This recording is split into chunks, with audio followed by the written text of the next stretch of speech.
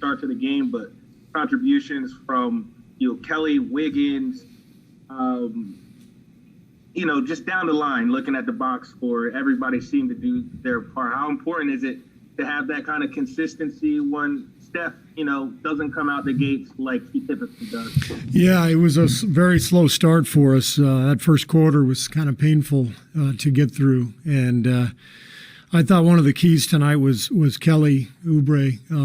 After the early foul trouble, he came out of the game, but really locked in the second quarter, had a big second quarter, and got us going offensively. So it was good to see. And then I think at that point the ball started to move. We had I think the same number of points that we had the other night, maybe a few more. I think we were at like 119 the other night. But we had 32 assists tonight. We had 21 the other night. So I just think the ball was moving much better tonight. Guys were really attacking and getting the ball out of their hands to somebody else to make a play, and that's important.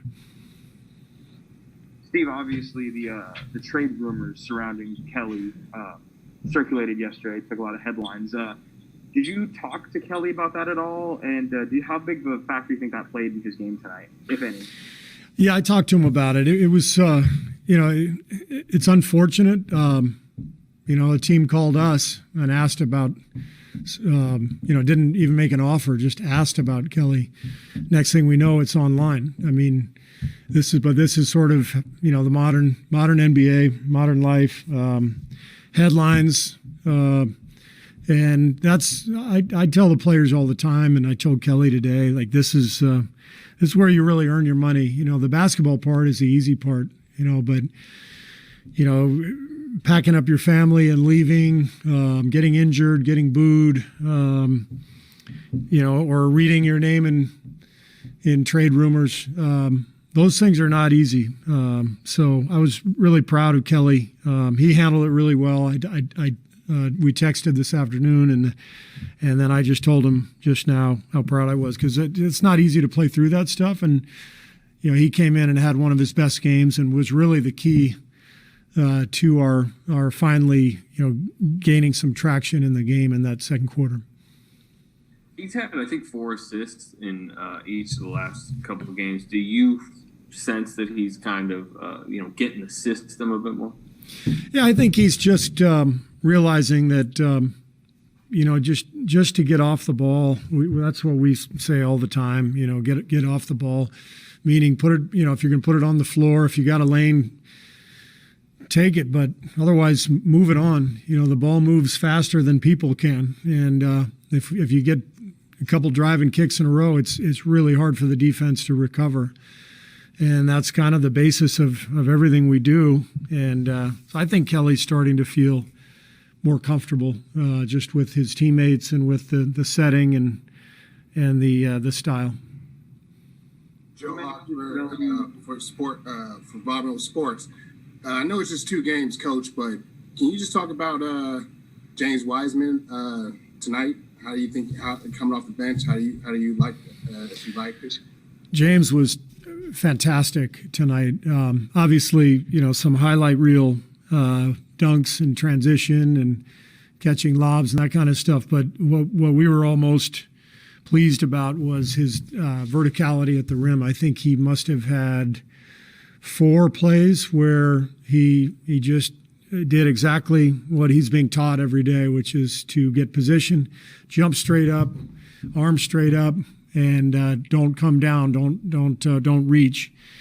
And he did that 4 different times where he was not called for a foul, and that's really the key to his defensive awareness, defending without fouling and just using that immense size and athleticism to make it difficult for people to score over the top of him. So really encouraging. And the young guy is, I've said it many times, he's not only talented, but he's got a great head on his shoulders. The way he handled everything the last couple of days, moving to the bench, the way he responded to the media questions, the way he responded in practice. He had a great practice yesterday. So this is a young guy who is very mature and wants to win and competes and works his butt off. So it's pretty exciting.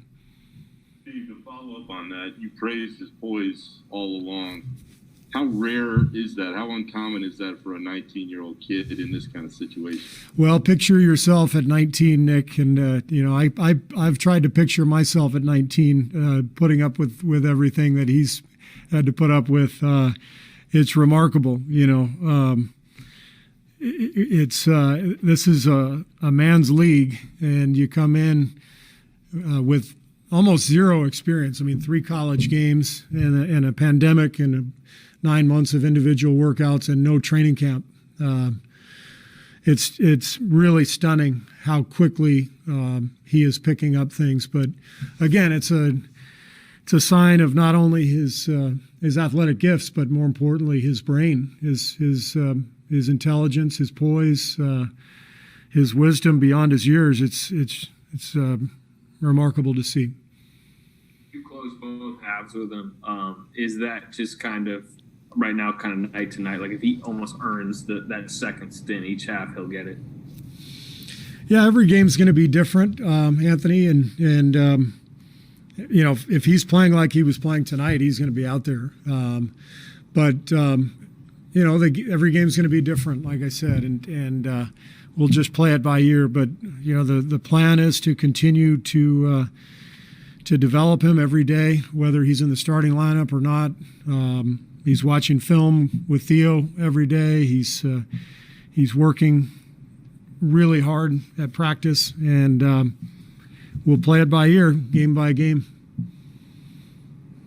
What did you think of Wiseman's shot selection tonight, and maybe the green light he has to go 3 for 3 from 3? Well, that's something that he showed right from the beginning. I think opening night in Brooklyn, he made at least a 3, maybe a couple of 3s. He's got a nice touch from out there. He's confident, and this is, the modern NBA. So maybe 20 years ago, people wouldn't have let him shoot, but we're going to let him shoot. Big guys shoot 3s these days, and he's a good shooter. So we're going to encourage him, if he's open, to let it go. Steve, in the past, you've considered matchups when deciding who's going to start at center. Is matchup still going to be a factor? Maybe, Monty. Honestly, I haven't even thought about tomorrow night yet. So anything is possible. I've said to you guys before, and the same thing holds true. James is going to be our starter long term, and we'll see. It could be soon. On the other hand, these last couple of games have gone very well for him and for us in terms of Looney's play. Loon had 10 boards and 4 assists tonight, and did some great things. So main thing is winning and developing James, and I think the last 2 games have been a good sign that we can do both. Steve, you got 30 assists today. The team did. You're 4-1 this year when your team has 30 or more assists. What aspect of the passing game you saw improve the most tonight? Just guys making the simple pass. Just getting off the ball, putting up